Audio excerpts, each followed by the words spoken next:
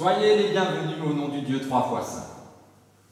Alors aujourd'hui on poursuit notre quête des qualités du chrétien avec encore une fois quelque chose de tellement évident qu'on n'y pense pas.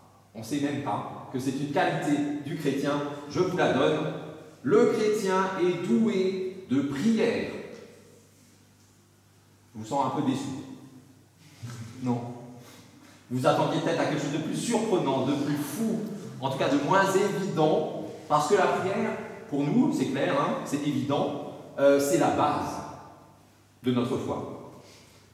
Et en plus, nous, on maîtrise quand même. Hein. Alors pourquoi perdre son temps à en parler?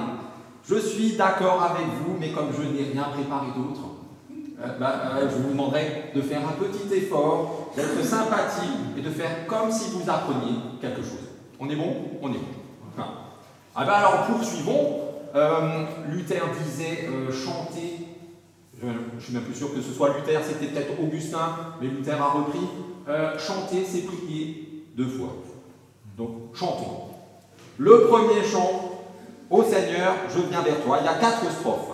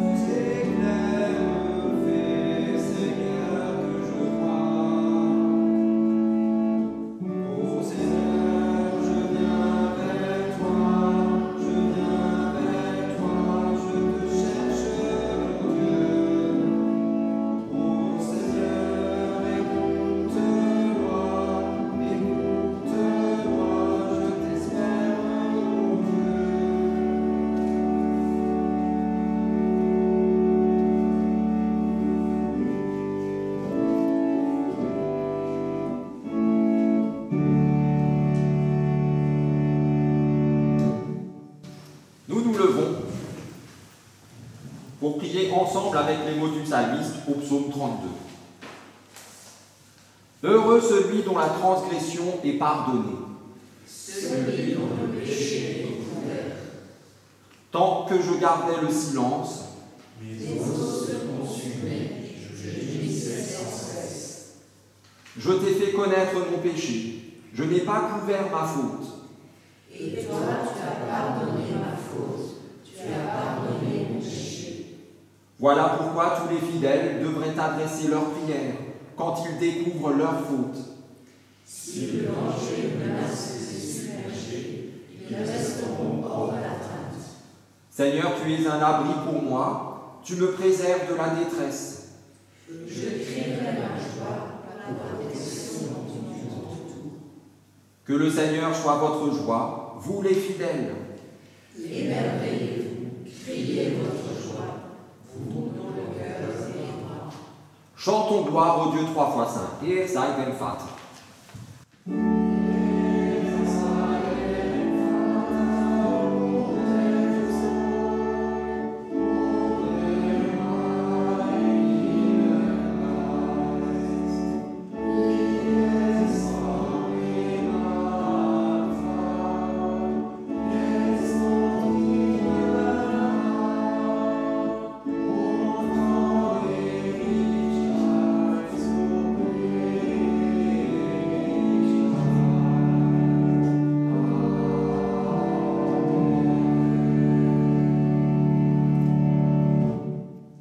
Parce que nous sommes sûrs de l'amour de Dieu pour nous, nous pouvons reconnaître devant lui ce qui nous sépare de lui. Dieu de toute grâce, nous sommes assemblés pour nous mettre ensemble à l'écoute de ta volonté et pour y répondre du fond du cœur par la prière et dans l'action. Dieu de toute grâce, ce n'est pas avec les mains vides que nous venons à toi, mais avec des mains qui n'ont pas œuvré là où elles auraient été utiles. Des mains que nous avons fermées, les poings serrés, plutôt que de les tendre pour dispenser secours et pardon. Oui, Seigneur, nous le confessons, nos mains ne sont pas propres.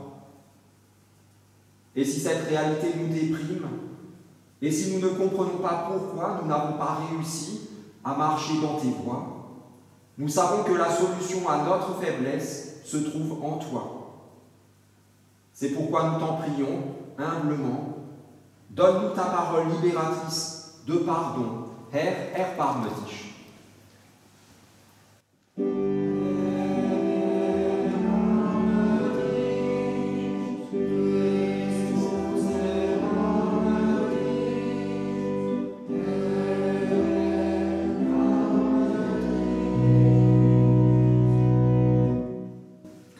Que celui qui aime Dieu se réjouisse, car voici ce qu'il proclame à son intention par la bouche de l'apôtre Pierre, qui dit ceci: Le Dieu de toute grâce, qui vous a appelé en Jésus-Christ à sa gloire éternelle, après que vous aurez souffert un peu de temps, il vous perfectionnera lui-même, il vous affermira, il vous fortifiera, et il vous rendra inébranlable. La puissance d'amour du Seigneur est grande, et elle est rendue manifeste par sa volonté selon laquelle il veut que nous vivions. Lui-même nous met au cœur l'assurance de son pardon, et pour cette grâce admirable, chantons-lui notre reconnaissance, exaltons le Seigneur, er sei Gott in der Höhe.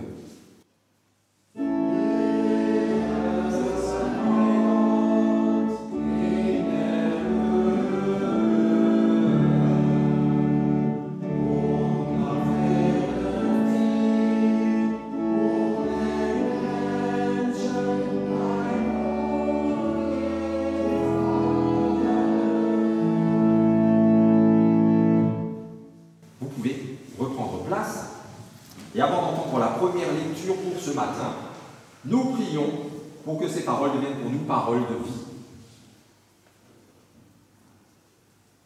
Dieu Tout-Puissant, tienne est la puissance qui vient à bout de toute adversité, la puissance qui surmonte toute difficulté, qui sauve tout ce qui est perdu. C'est écrasé par les soucis de notre quotidien que nous venons à toi, que ce soit la maladie, le deuil, la tristesse ou la peur du lendemain. Avec confiance, nous nous en remettons à toi. Viens et illumine nos obscurités. Affermis-nous dans ta présence au moment où nous écoutons ta parole de vérité. Et comble-nous de ton esprit qui nous apporte la guérison de tout mal. Nous t'en prions par Jésus-Christ, ton Fils, notre Seigneur, qui vit et qui règne avec toi, Père, et le Saint-Esprit, un seul Dieu, pour les siècles des siècles.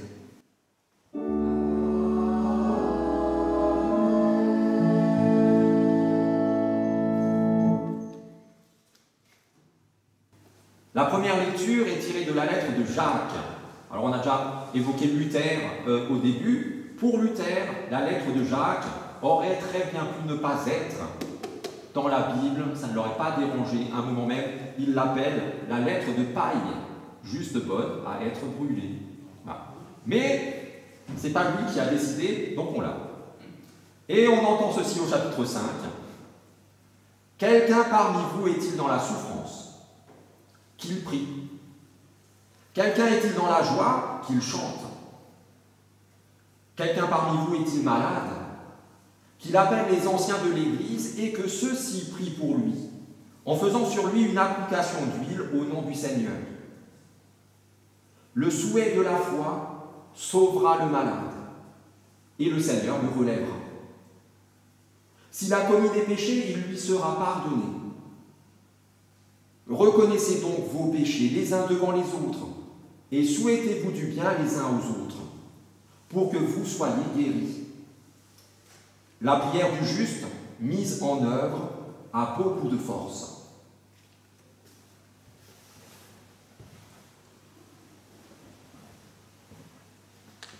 Il est donc bien question de la prière.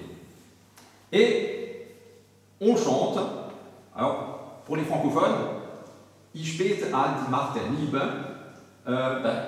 je prie la puissance de l'amour. Et il y a 4 strophes.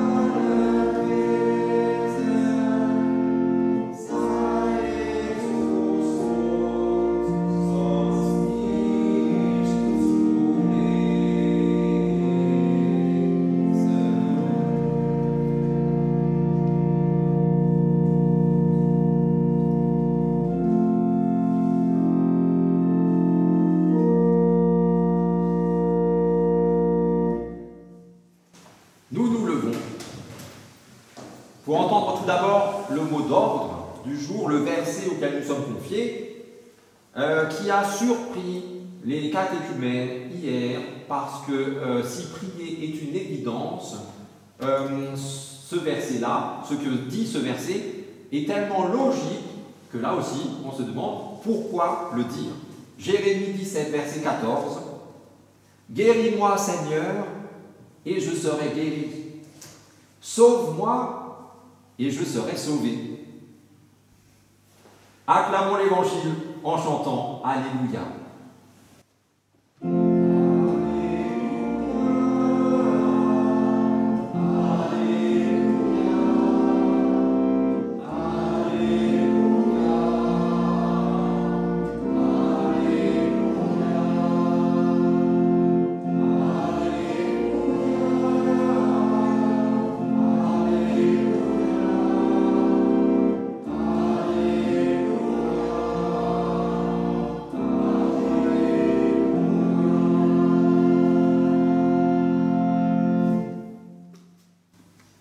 Et dans l'évangile de Marc, au chapitre 2, nous entendons ceci. Quelques jours après, Jésus revint à Capernaum. On apprit qu'il était à la maison et il se rassembla un si grand nombre de gens qu'il n'y avait plus de place, même devant la porte. Alors Jésus leur disait la parole. On vient lui amener un paralytique porté par 4 hommes. Mais comme ils ne pouvaient pas l'amener jusqu'à lui à cause de la foule, ces 4 hommes découvrirent le toit en terrasse, au-dessus de l'endroit où Jésus se tenait, et ils y firent une ouverture par laquelle ils descendent le grabat où le paralytique était couché. Voyant leur foi, Jésus dit au paralytique : « Mon enfant, tes péchés sont pardonnés. » Il y avait dans la foule quelques scribes assis qui tenaient ce raisonnement. Pourquoi parle-t-il ainsi? Il blasphème. Qui peut pardonner les péchés sinon un seul, Dieu? Jésus connut aussitôt par son esprit les raisonnements que ces scribes tenaient. Alors il leur dit : pourquoi tenez-vous de tels raisonnements? Qu'est-il le plus facile? De dire au paralytique : tes péchés sont pardonnés? Ou de lui dire : lève-toi, prends ton grabat et marche. Eh bien, afin que vous sachiez que le Fils de l'homme a l'autorité pour pardonner les péchés sur la terre, Jésus dit au paralytique : je te le dis, lève-toi, prends ton grabat et retourne chez toi. L'homme se leva, il prit aussitôt son grabat et sortit devant tout le monde. De sorte que, stupéfaits tous, glorifiaient Dieu en disant : nous n'avons jamais rien vu de pareil. Seigneur, ta parole est la vérité. Enseigne-nous à marcher selon ta vérité. L'aube dire au Christ.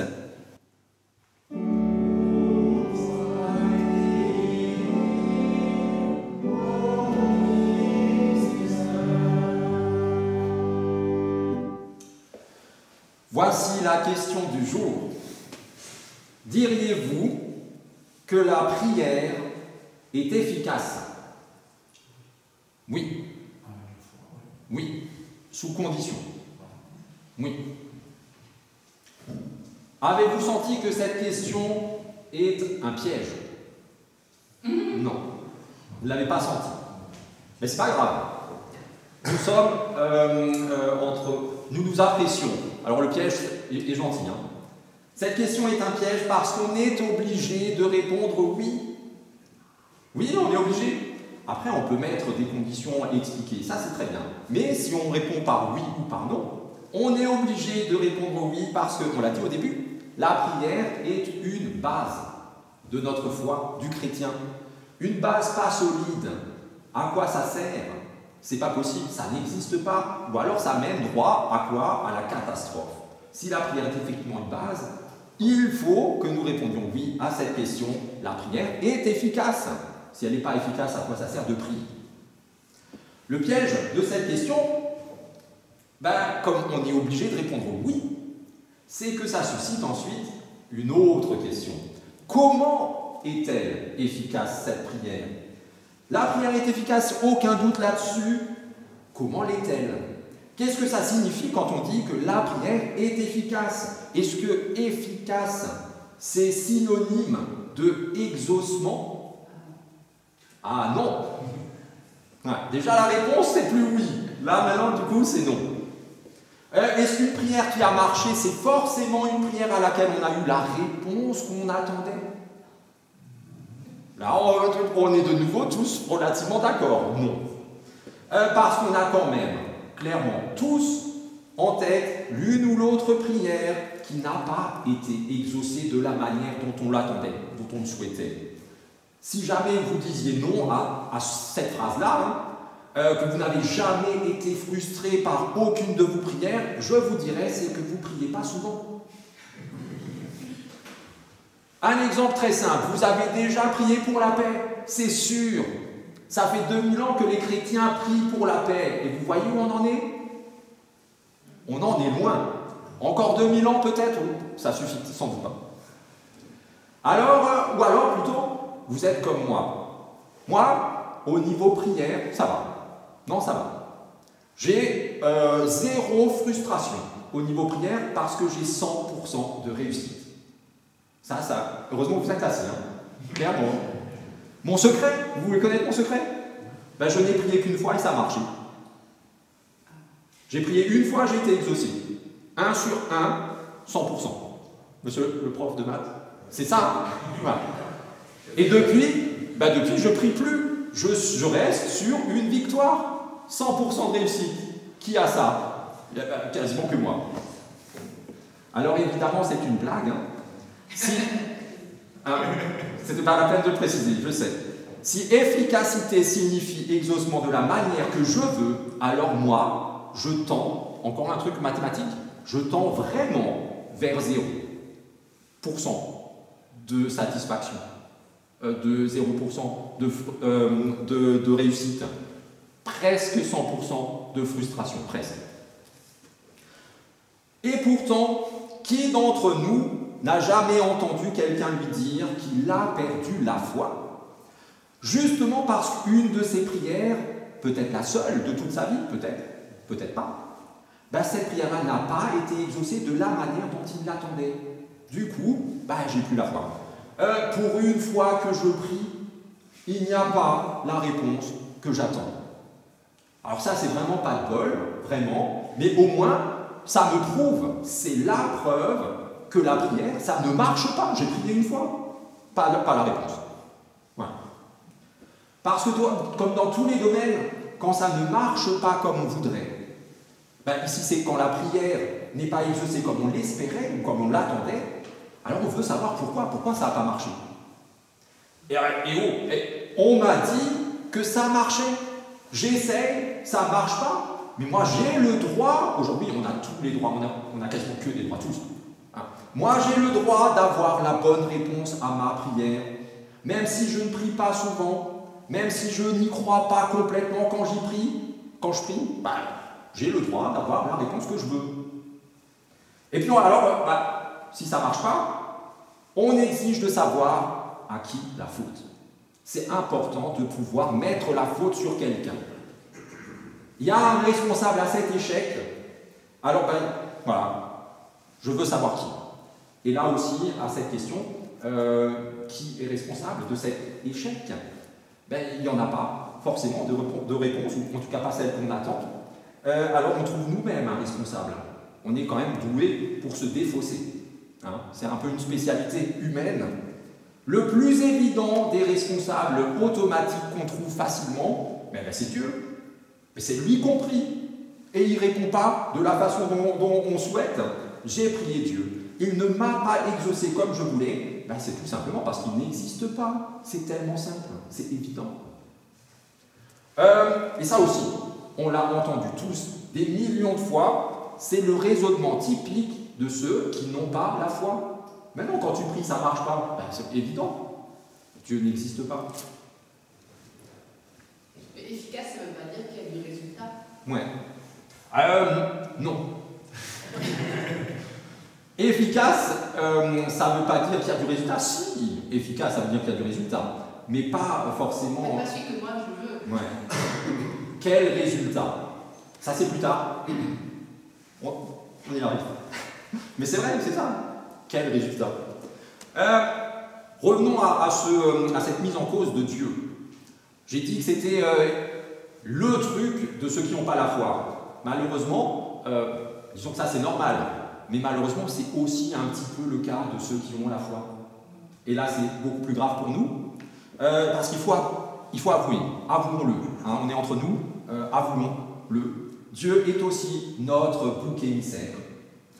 Le bouc émissaire de ceux qui ont la foi. J'ai prié Dieu, il ne m'a pas exaucé comme je le voulais, c'est parce qu'il ne m'écoute pas, quel goujat. C'est parce qu'il ne m'aime pas comme il devrait. Quel monstre. Ou c'est parce qu'il n'est pas capable de faire ce que je lui demande. Ah là, le loser, un loser. Alors ça, comme ça, c'est peut-être un peu, c'est dit légèrement, mais après la Seconde Guerre mondiale, il y a beaucoup de gens, et notamment une grande partie de la communauté juive, dans la philosophie juive, qui a travaillé cette question de la Shoah.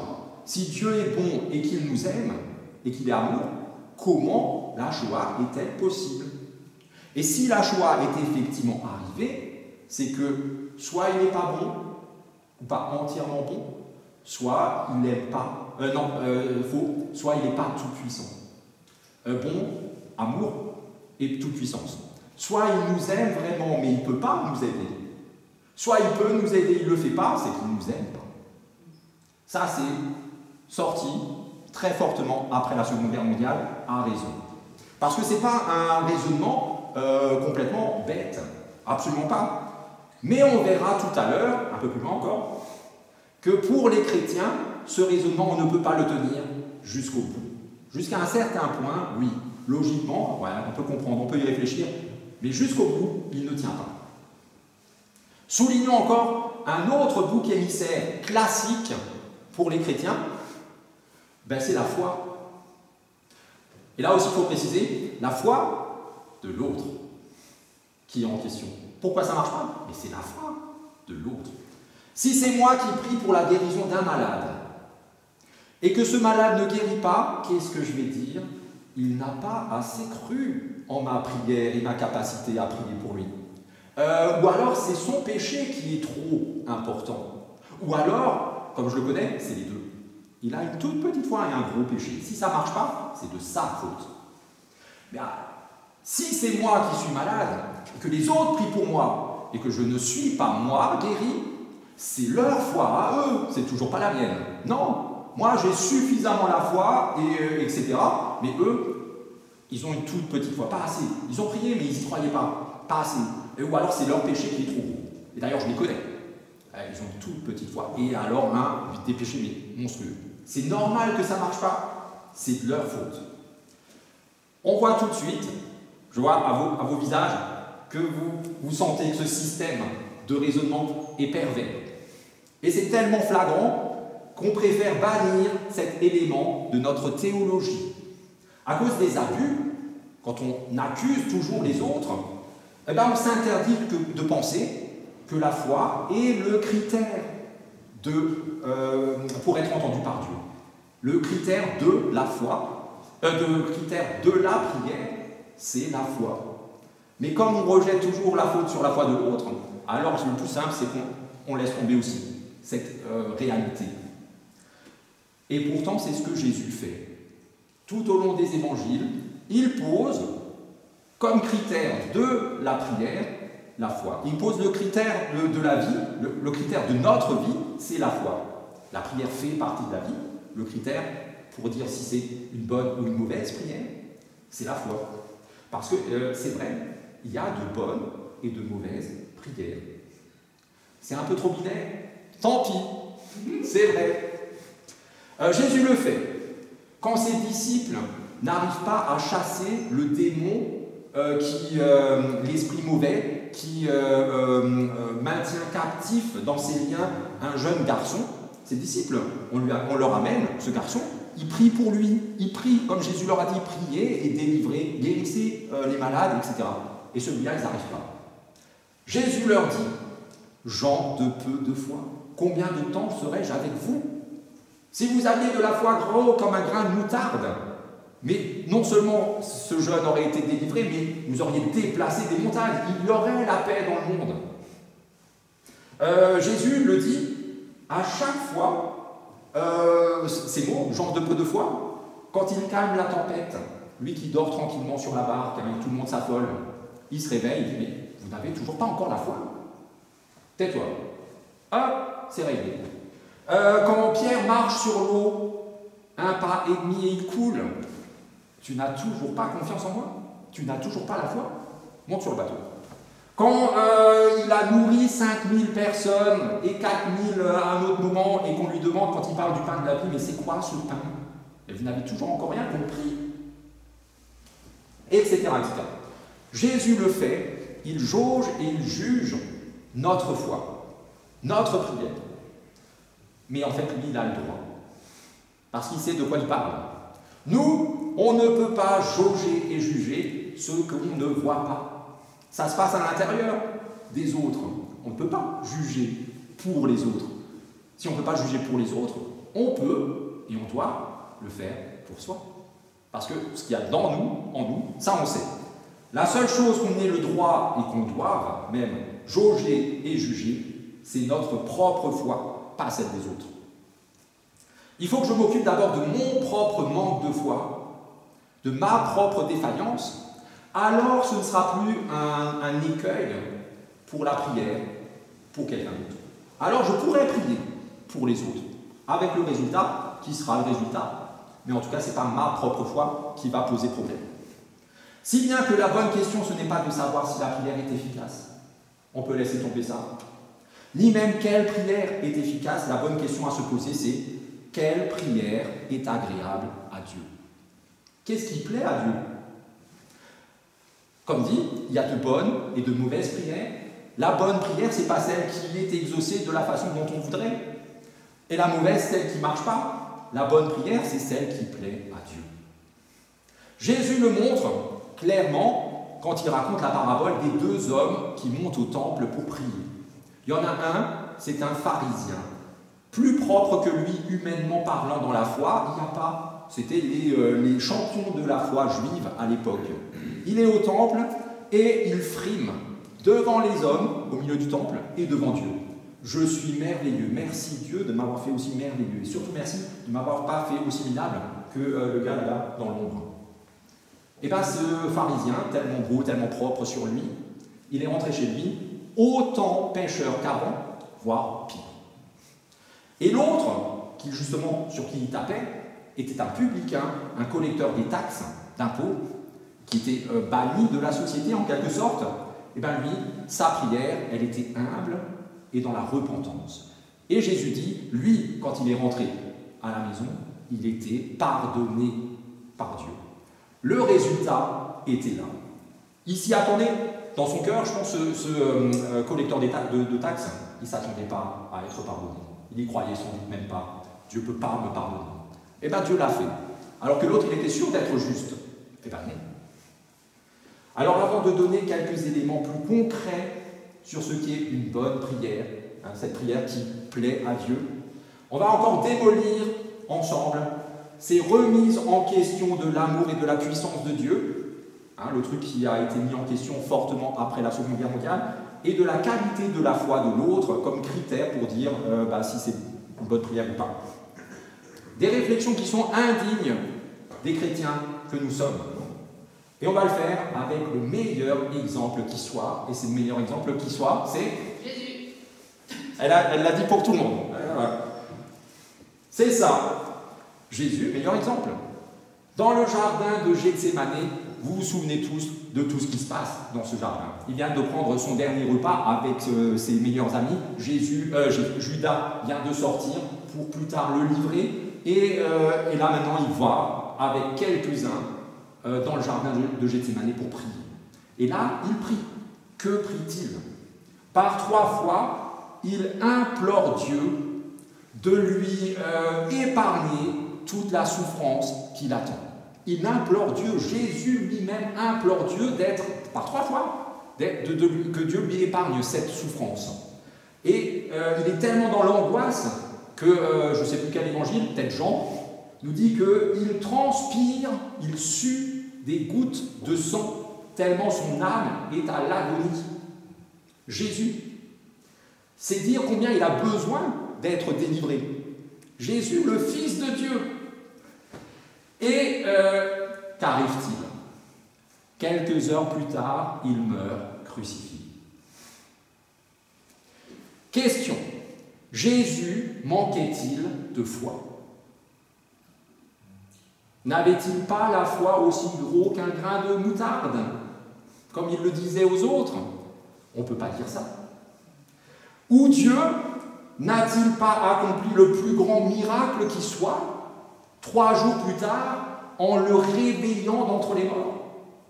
Il n'a pas eu la force, ou l'amour, ou la bonté de le sauver de la croix.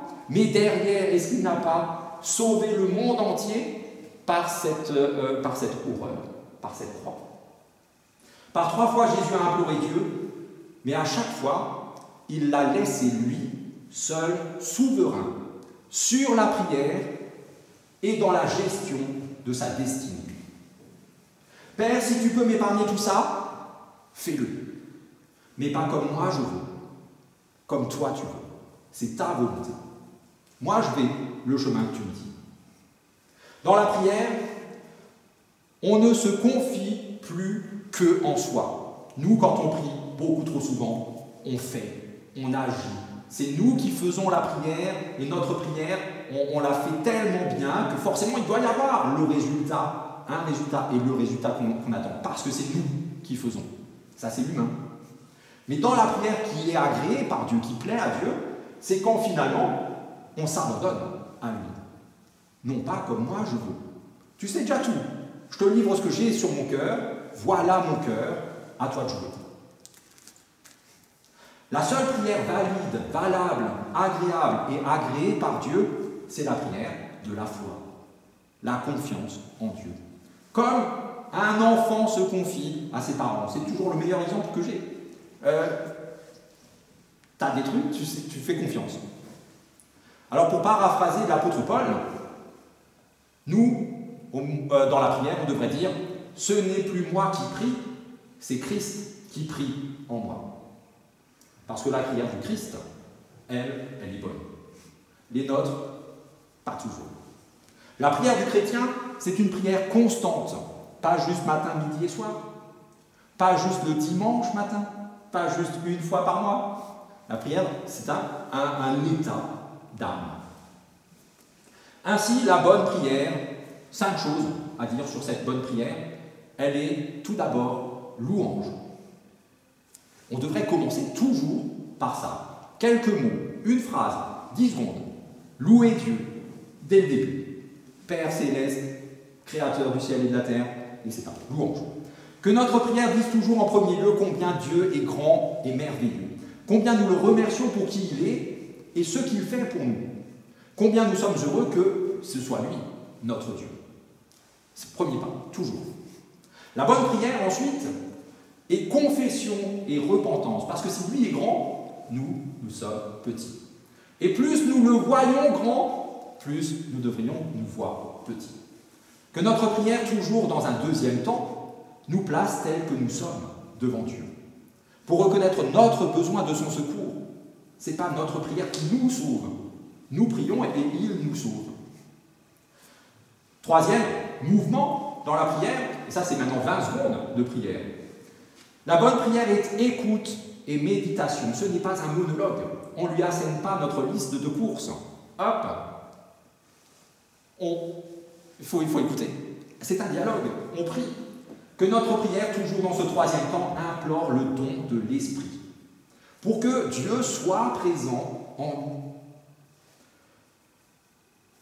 Et c'est seulement comme ça qu'on peut se mettre à l'écoute ou au service de sa volonté. Quatrième impulsion, la bonne prière est intercession.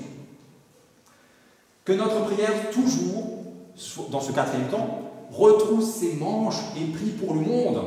qu'elle se mette à l'ouvrage, que nous confions à Dieu tous ceux qui ont besoin de son soutien, toutes les difficultés dans toutes les situations du quotidien, pour ceux que nous aimons, notre famille, nos amis, nos proches, mais aussi ceux qu'on ne connaît pas, pour la création entière.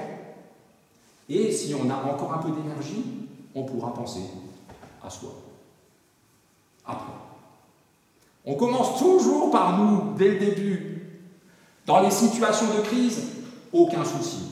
Les psalmistes le font. Au secours, sans avoir dit quoi que ce soit d'autre avant. Situation de crise. Mais en période normale, quand nous sommes assis dans ces bancs tranquillement. Pourquoi commencer par soi? Dernière étape ou impulsion de la prière, 5e temps, comme les 5 doigts de la main, trop fort. La bonne prière est bénédiction. Se placer sous la bénédiction de Dieu pour la suite de la journée, de la semaine, de notre vie. Et que notre prière s'engage à bénir à son tour au nom de Dieu toute l'humanité, tous ceux qui nous sont confiés, pour faire de tous la communauté des enfants de Dieu. Et si vous avez bien suivi, c'est très logique et c'est ce qu'on fait dans le culte. Vous avez suivi? Je vous les redonne et vous essayez de voir comment se déroule le culte. D'abord, louange,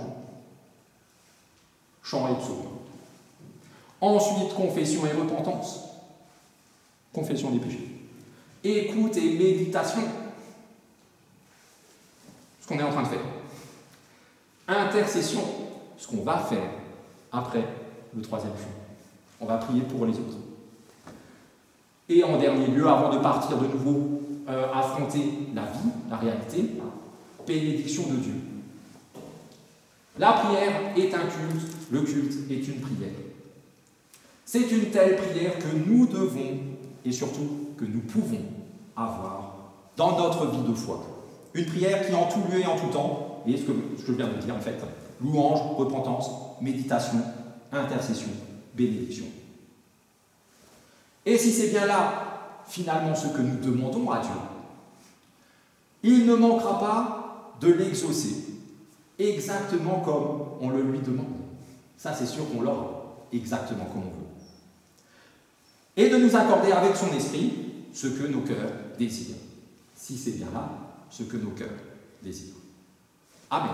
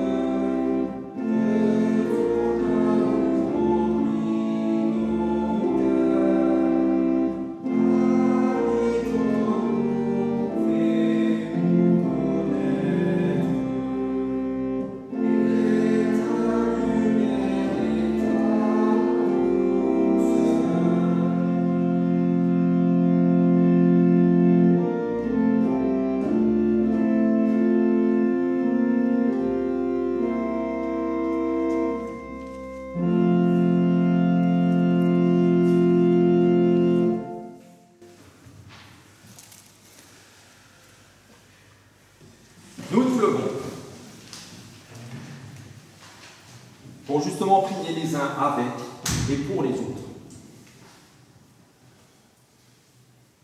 Dieu de toute grâce, nous te remercions de poursuivre ton œuvre de création et de rédemption.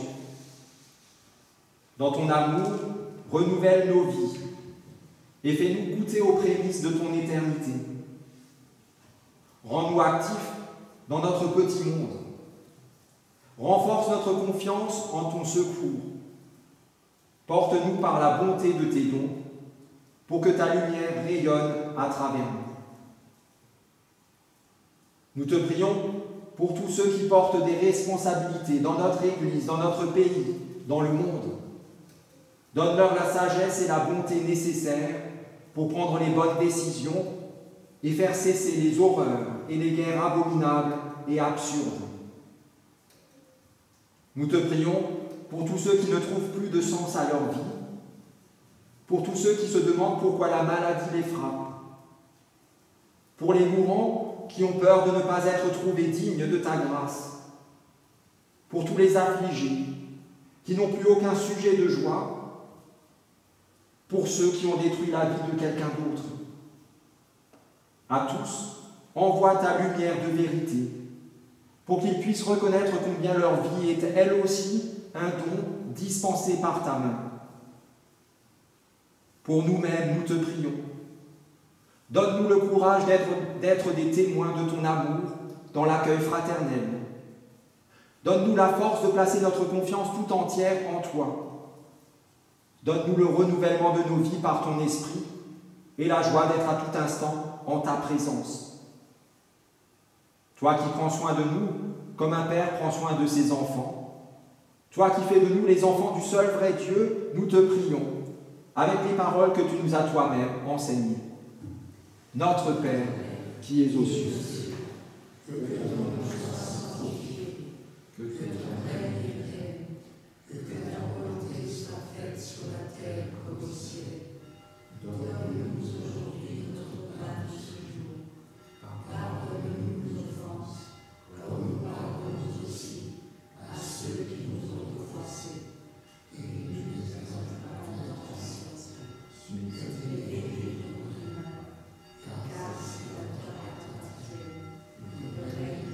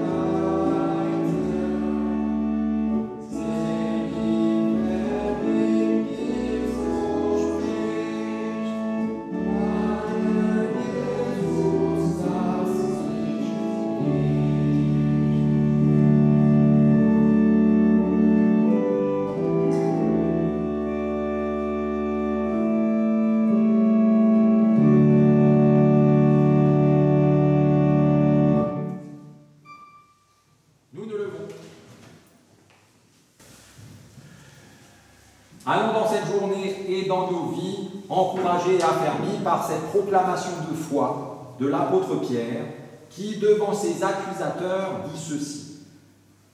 Le salut ne se trouve en aucun autre, car il n'y a sous le ciel aucun autre nom donné parmi les humains par lequel nous devions être sauvés. Jésus est ce nom. Jésus est le Dieu qui nous guérit et qui nous sauve. Jésus est le nom qui repose sur nos vies. Qu'ainsi Dieu notre Père, par son Esprit, vous accompagne et vous conduise, qu'il vous affermisse dans son alliance éternelle, en Jésus-Christ, son Fils, notre Seigneur. Et soyez bénis, vous êtes bénis. Amen.